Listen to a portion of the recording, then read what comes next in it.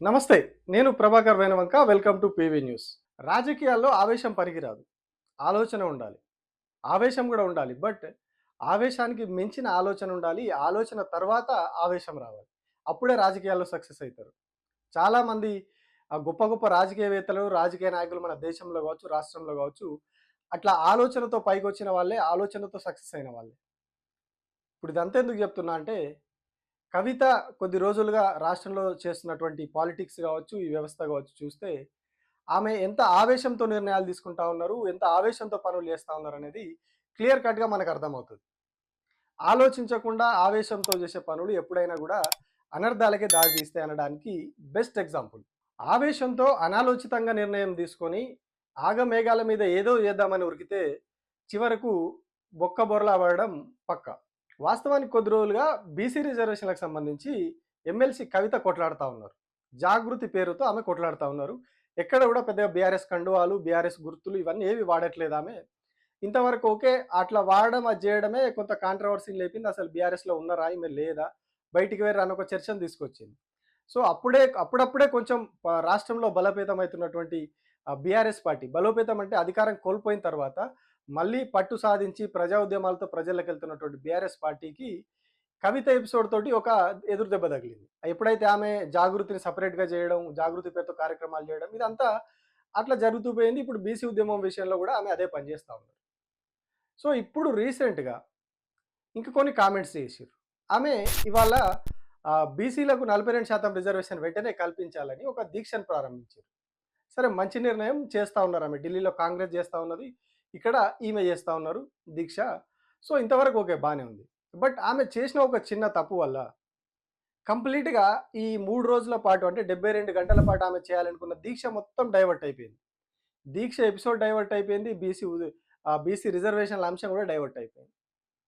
ఆమె చేసిన తప్పేంది అంటే ఇగో ఇది. లిల్లీపుట్ నాయకుడు నల్గొండలో బీఆర్ఎస్ పార్టీని నాశనం చేసిన ఒక లిల్లీపుట్ నాయకుడు ఆమెవరు ఈమెవరు అని మా గురించి మాట్లాడుతూ ఉన్నారంటే మరి ఆయనకు ప్రోత్సాహం ఇస్తున్నది ఎవరో కూడా ప్రజలు ఆలోచించుకోవాలి. ఇవాళ నల్గొండ జిల్లాలో ఒక సీటు కూడా రాలే. ఆయన సీటు సావు తప్పి కన్నులొట్టబోయిన చందంగా చివరి నిమిషంలో అనుకోకుండా గెలిచినటువంటి సీటు. ఈ లిల్లీపుట్ నాయకుడు మాట్లాడంగానే ఇంకో చిన్న పిల్లగాడు నిన్నగాక మొన్న మా పార్టీలోకి వచ్చిన వాళ్ళు కూడా ఎటుపడతట్టు మాట్లాడు. అసలు ఎవరు మీరు? మీకు తెలంగాణ ఉద్యమంతో సంబంధం ఏంది? బీఆర్ఎస్ అధికారంలోకి వచ్చినాక బీఆర్ఎస్లోకి వచ్చి పదవులు పొంది ఉల్టా నా మీదనే మాట్లాడతారా మీరు? మేము ఉద్యమం చేసిందే మీ మీద కదా. చిన్న పిల్లగానిలా ఉండు బాబు. నువ్వు పెద్దవాళ్ళ విషయాల్లో తలదూర్చకు, తెలియని విషయాల్లో అసలే తలదూర్చకు. నీ వెనకాల చాలామంది ఉన్నారు అని అనుకుంటున్నావేమో.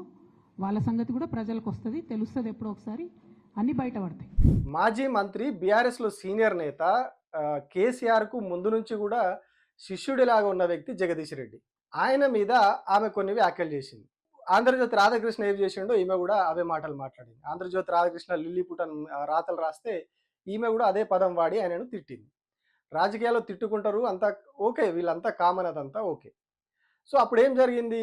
ఈమె జగదీష్ రెడ్డిని తిట్టింది. అట్లాగే కార్తీక్ రెడ్డిని కూడా తిట్టింది. తిట్టిన తర్వాత ఏం జరిగింది? జగదీష్ రెడ్డి కూడా కవితకు కౌంటర్ ఇచ్చారు. వారికి ఉన్న జ్ఞానం కానీ వారి జ్ఞానానికి నా జోహార్లు. ఆ మాటలు ఇవాళ కొత్తగా కవిత గారు మాట్లాడిన మాటల్లో కొత్త విషయాలు ఏం నాకు కనపడలేదు.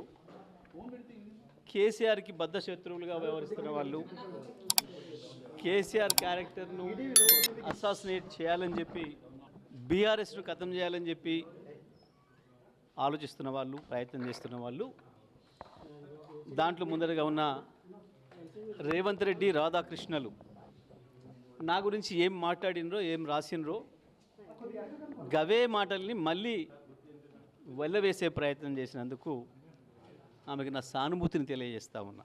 గెలుపు మాత్రమే నాది, ఓటమి నాది కాదని పారిపోయేవాడిని కాదు నేను. గెలుపుకు నేనే బాధ్యుని అయినప్పుడు ఓటమి కూడా నేనే బాధ్యుని, ఓటమికి నేనే బాధ్యుని అయినప్పుడు గెలుపు కూడా నేనే బాధ్యుని. ఇప్పుడు ఇష్యూ అంతా ఏమైంది? బీఆర్ఎస్ పార్టీలో గొడవలు జరుగుతూ ఉన్నాయి. బీఆర్ఎస్ పార్టీలో అసలు కేసీఆర్ ఫ్యామిలీలోనే సఖ్యత లేదు. కవిత కంప్లీట్‌గా వాళ్ళ ఫ్యామిలీ నుంచి దూరం అయ్యిర్రు. కేటీఆర్, కవిత మధ్యలో అసలు సఖ్యత లేదు. వీళ్ళిద్దరి మధ్యలో అధికారం కోసం పార్టీలో బలం కోసం కొట్లాడుతా ఉన్నారు వీళ్ళనేది ఒక చర్చ మొదలైంది. ఇక కాంగ్రెస్ వాళ్ళైతే వీళ్ళిద్దరు ఆస్తుల కోసమే కొట్లాడుతున్నారని ఒక ప్రచారాన్ని మొదలుపెట్టారు. సో కంప్లీట్‌గా ఏమైంది ఇప్పుడు బీఆర్ఎస్ పార్టీలో గందరగోళం ఉన్నది. కేసీఆర్ ఫ్యామిలీలో గందరగోళం ఉన్నది. వాళ్ళే కొట్లాడుకుంటా ఉన్నారు లీడర్లు అని చెప్పి ఇప్పటివరకు ఏదైతే బీఆర్ఎస్ పార్టీకి ఒక మంచి పేరు వస్తా ఉన్నదో ఇప్పుడు కంప్లీట్‌గా అది వానిష్ అయిపోతా ఉన్నది. బికాజ్ ఆఫ్ ఈ స్టేట్మెంట్ల వల్ల కవిత ఆయన మీద మాట్లాడడం, ఆయన కవిత మీద మాట్లాడడం, ఈమె నేను బీఆర్ఎస్‌లో ఉన్నా అనుకుంటూనే బీఆర్ఎస్‌లో ఉన్నటువంటి సీనియర్ నాయకుల మీద కామెంట్స్ చేయడం.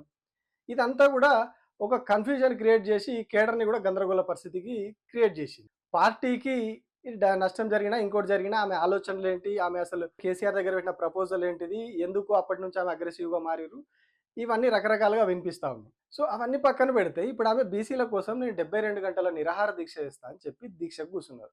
దీనికి ఎగ్జాక్ట్‌గా ఒక రోజు ముందు జగదీష్ రెడ్డి మీద కామెంట్స్ చేసిర్రు. ఇప్పుడు ఏం చర్చ జరుగుతా ఉంది సోషల్ మీడియాలో కావచ్చు, మెయిన్ స్ట్రీమ్ మీడియాలో, మరీ ముఖ్యంగా కాంగ్రెస్ ప్రో ఉండే మీడియాలో అంతా కూడా ఈ అంశం ఫోకస్ అయితా ఉన్నది. కేసీఆర్ ఫ్యామిలీలో గొడవలు, బీఆర్ఎస్‌లో గొడవలు, జగదీష్ రెడ్డి వర్సెస్ కవిత, ఇదే ఇప్పుడు సోషల్ మీడియాలో అంతా చర్చ జరుగుతా ఉన్నది.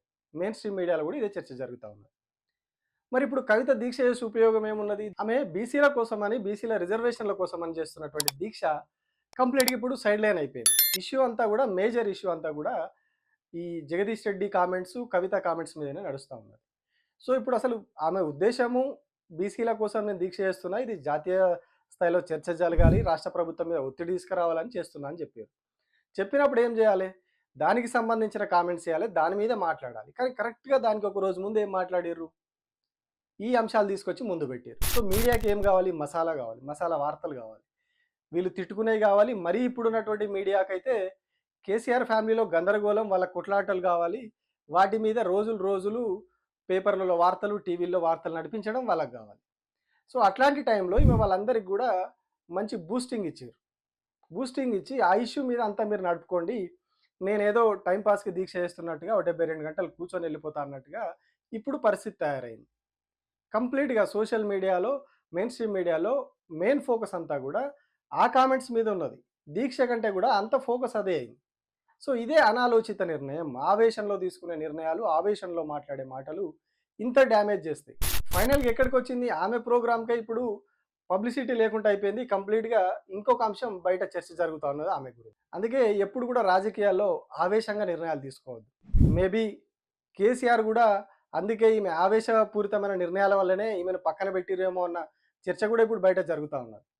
ఇట్లా ఆవేశంగా నిర్ణయాలు తీసుకోవడం వల్ల అనర్థాలు జరుగుతాయి, తప్పిదాలు జరుగుతాయి.